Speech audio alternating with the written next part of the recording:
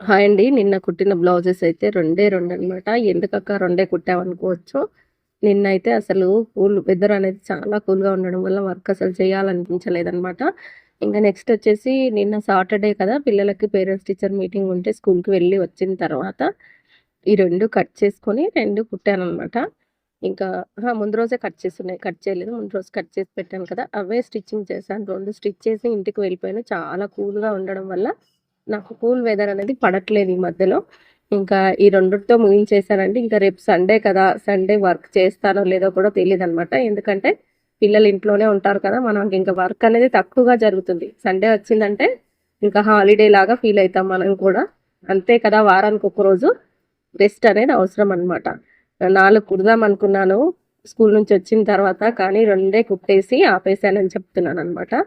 Weather అనేది కొంచెం చాలా కూల్‌గా ఉండడం వల్ల నా వల్ల అయితే కాలేదనమాట. ఇంకా చూద్దాం. రోజు అసలు కుట్టకుండా ఉండడం కంటే కనీసం 1, 2 కుట్టుకుంటూ వెళ్ళిపోవాలి కదా! ఎక్కువ కుట్టిన రోజు కూడా చూయిస్తానులెండి నచ్చితే.